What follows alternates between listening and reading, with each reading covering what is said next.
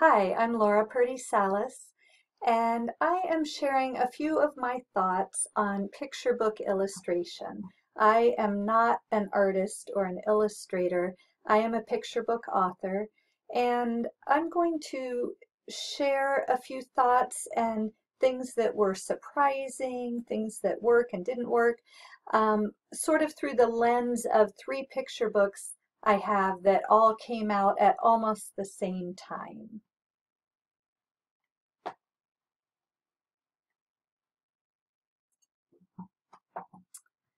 So my three titles are In the Middle of the Night, Poems from a Wide Awake House. That one is from Wordsong. And Lion of the Sky, Haiku for All Seasons from Millbrook. And Snowman minus Cold equals Puddle, Spring Equations from Charlesbridge. So I'm calling this PoetryPalooza because I have three poetry picture books with three different publishers that all published very close together. So one of the reasons that I'm sharing my thoughts on illustrations and illustrators and kind of that dance that happens between the author, the illustrator, and the editor is because I am so dang happy about how all three of these picture books came out visually. And, generally I have loved the art in most of my books. But there have been a couple times when I have had concerns or disappointments. And so I thought, I'm going to use this opportunity when I have three beautiful picture books with these amazing illustrations, that I'm going to use this opportunity and my enthusiasm for this to share a little bit of behind the scenes. So, In the Middle of the Night, first off, is illustrated by Angela Madison. And I already knew when my editor suggested Angela as an artist for this project, I knew that Angela's art was amazing. I love the poetry collection that she illustrated by Rebecca K. Dotlich and Jane Yolen called Grumbles from the Town. And so I knew I really liked her style. But my picture book, In the Middle of the Night, all happens at night. It's about what your toys and household objects and stuff are getting up to while you, the reader, are sound asleep. And because everything happens at night, my biggest concern was that somehow the book was going to come out so dark and, possibly drab. And my other concern was that all the characters in this book, the human child goes to bed on the first spread and is waking up in the last spread. Everybody else is an inanimate object. So all the characters are not humans. And I was just kind of nervous about that. So I was thrilled when I got just the sketches from Angela's illustrations. Fabulous. You still can't, or I can't, I should say. I don't have a good visual imagination. So for me, it's hard for me to look at a sketch and know how that's going to look, with color and stuff. So imagine how thrilled I was when final art came in and was looking like this. I mean, the pencils are so cute, and so is everything else in the entire book. So that was, just thrilling. It lived up to my highest hopes. One thing was a surprise,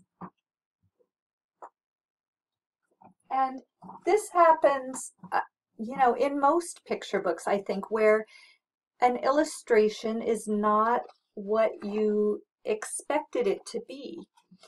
And not only is it not what you expect it to be, but maybe it contradicts what you were thinking in your head. And that was the case for this art. So the poem is called Revenge of the Lunchbox. I shuffle softly, sneak up, pause. There's that monster ball of claws. I unzip teeth and open wide and catch that scratchy cat inside. So in my mind, what had happened was this.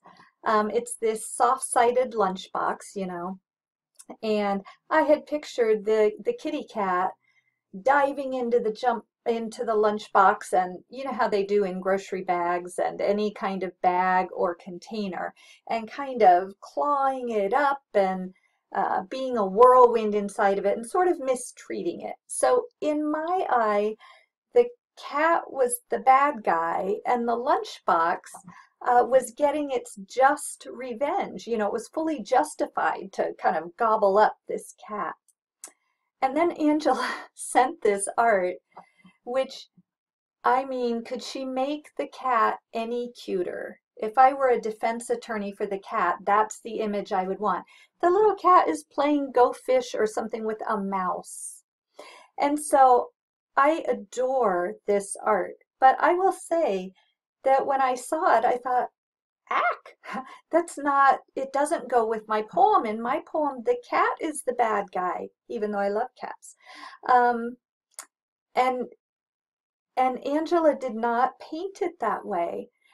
And my editor, you know, she rightly said, nope, that's how Angela envisioned it based on your words, and you know, it is fine as it is. It's good.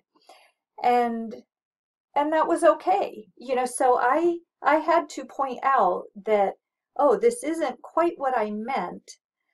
But the bottom line is, when you write a picture book, you as the author are in charge of the words, and the illustrator gets to create the visual world that is inspired by your words.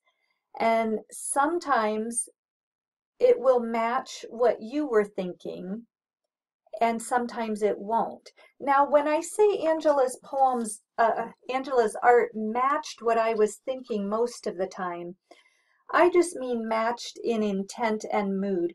Her art far exceeded anything I could have pictured, because, you know, that's why she's an artist. And so always the illustrator brings so much more to your words than what you are picturing. And that's the beauty of the collaboration of a picture book. But also occasionally the artist brings something that not only did you not anticipate, but that you don't feel as strong a connection with. And then it's important to know, as the writer, you know, is this something that, if I'm writing a nonfiction book and the art contradicts my nonfiction factual text, then that's a problem. And at that point, you know, I let the editor know, because as the writer, I never talk directly to the illustrator. It always goes through the editor and the art director. And so if there's a problem with actual factual contradiction, then of course that will get addressed.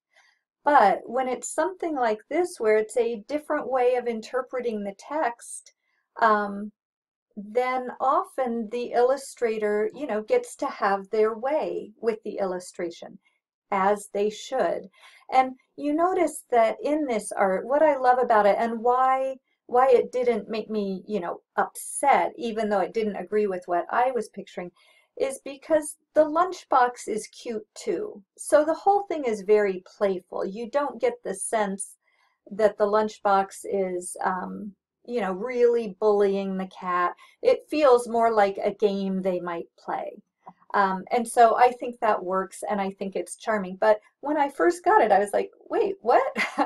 And that happens, that waiting for the art is a really nerve-wracking part of the picture book process for a writer, or at least for me,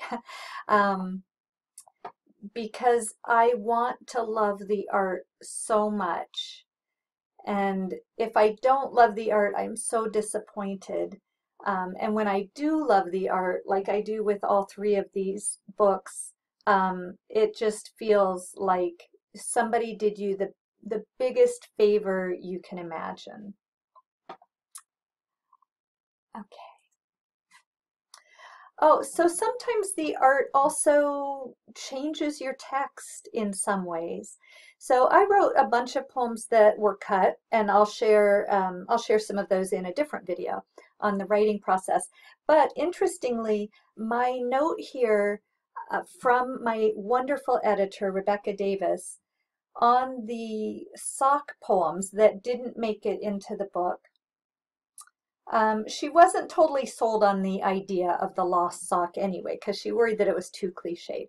But another aspect of that was that poem will take up a lot of space on the page, a different poem called Shoes for All Seasons.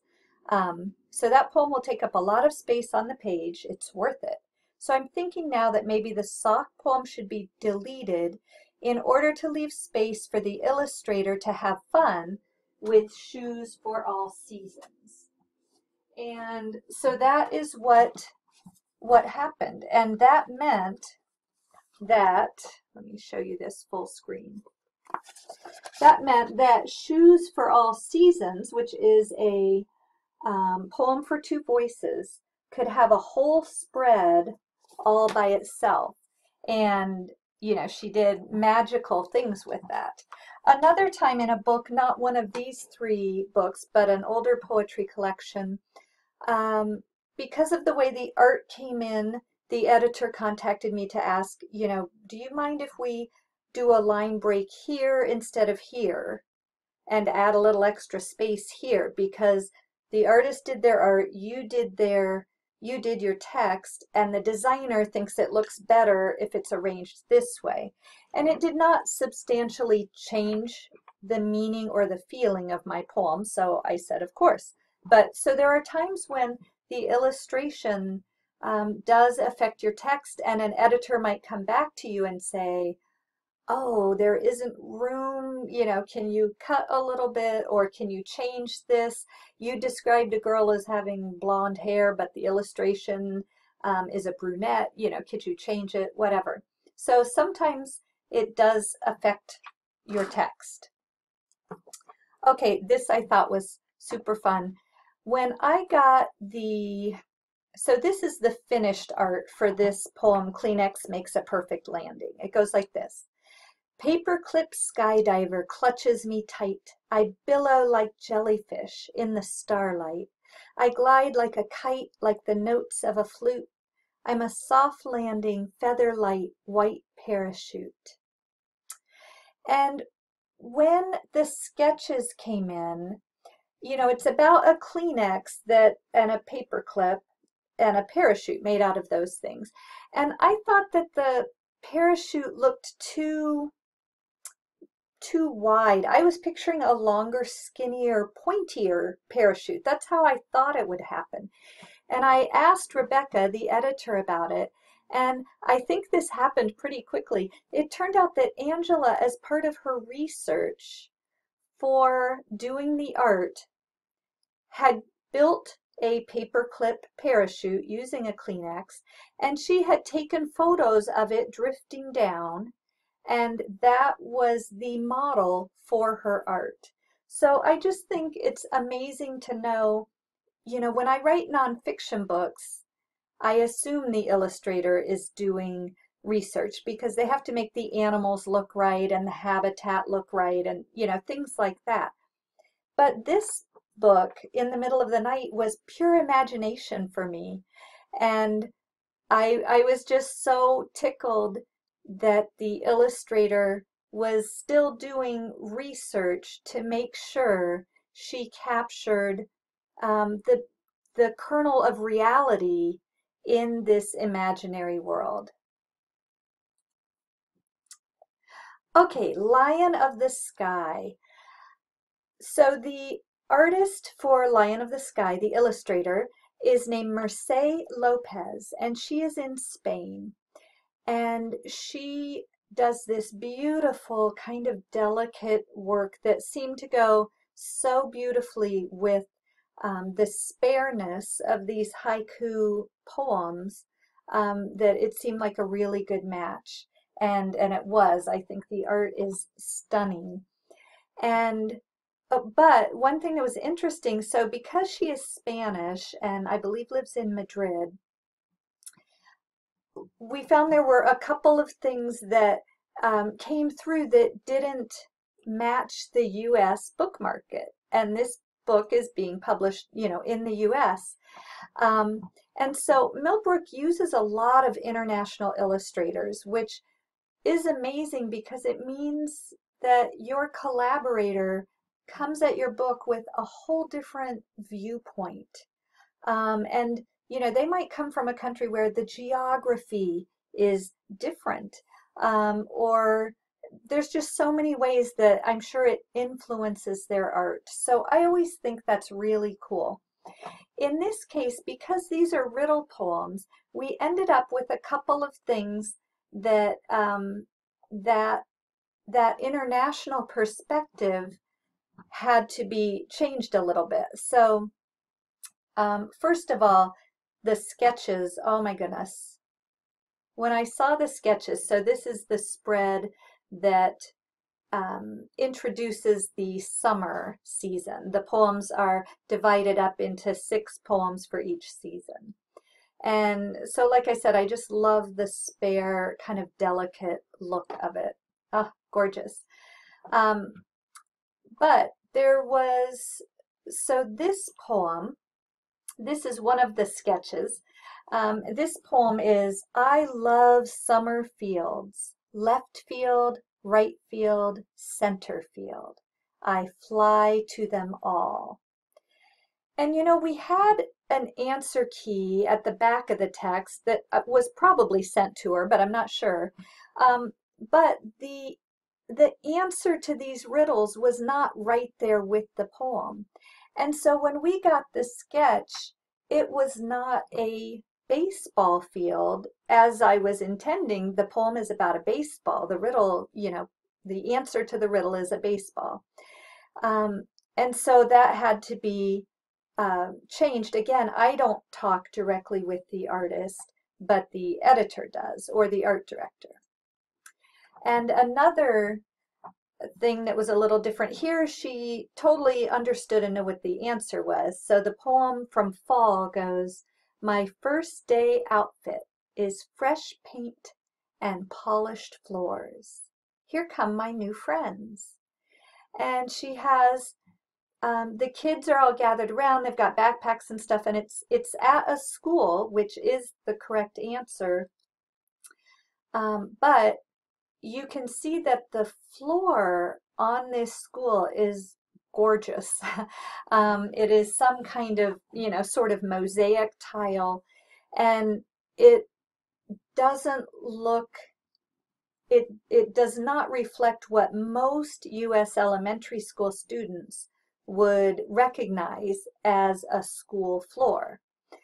Sadly, wouldn't it be nice if all the schools were that beautiful?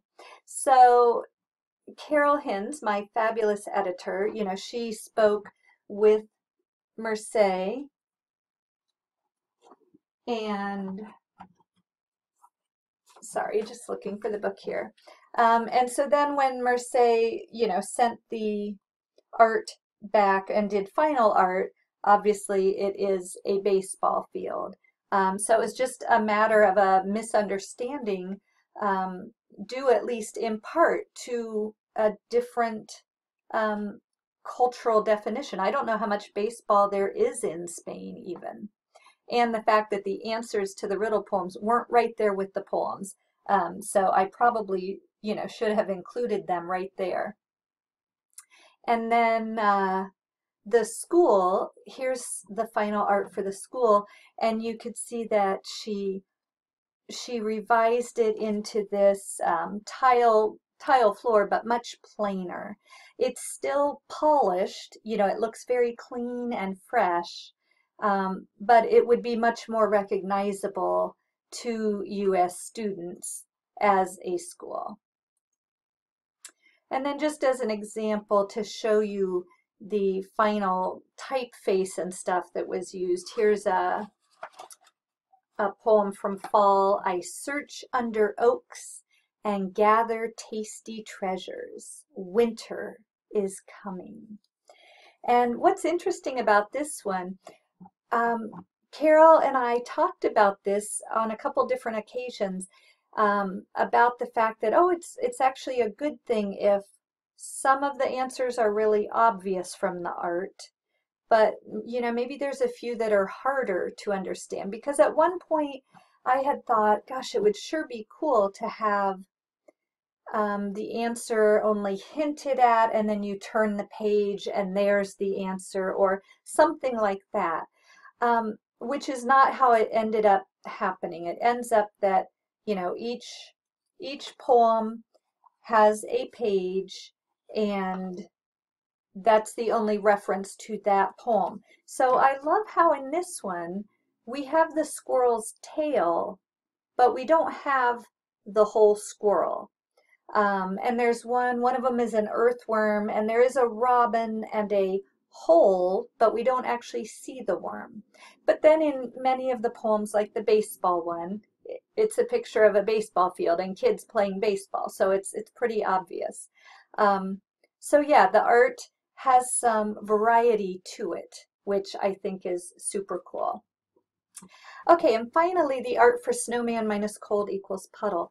With working with Charles Bridge, and this is my first book with Charles Bridge, they invited me as the author to have a lot of input into what kind of mood I saw for the art, and what illustrators do I like, and what did I think about the illustrators on their list. And they really want the author to be on board and to be a really active part of the choosing of an illustrator, and kind of weighing in. And so it's interesting as you work with different publishers to learn that different publishers give the author varying degrees of input, and feedback opportunities on the art. So the artist for this, they proposed Misha Archer, who had done several other Charles Bridge books and other books, and I was especially familiar with her beautiful book, Daniel Finds a Poem, Daniel Reads a Poem, I think Daniel Finds a Poem, which she both wrote and illustrated. And I loved her color palette and her beautiful cut paperwork.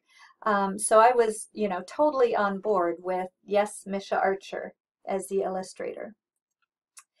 And in this case, I would say the art, there weren't really surprises. Most of the tweaking and changes came about in the design process more than the art. Her stunning art, I'm sure there were changes along the way, but more of the changes were about the text and where it would be placed and what color it would be in and things like that. So for example, at one point, breeze plus kite equals ballet was positioned like that. And then you see it's in a different place in the book, and the equation text is in white to be more readable. And so that is really more about design things that changed. Here's another spread. Oh gosh, I look at her art and I just feel like she brought these equation poems to life, and I can't imagine if anybody else had illustrated it. And I guess that's the picture you want to have in your head. And I will say again, this is the final art, but the text changed, the equations changed to white, and the location perhaps changed a little bit. So there was a lot of tweaking because there's a lot going on these pages. But that's the best feeling in the world, is when you look at each book, as I do with all three of these, and think, oh no, nobody else could have done as good a job as the illustrator that they got to do this book. So That's a little bit about the art, about the illustration process from an author's point of view on these 3 spring books of mine. You can learn more about any of these books, or you can connect with me through my website or on Twitter. Thanks so much for watching, and I hope you found that interesting.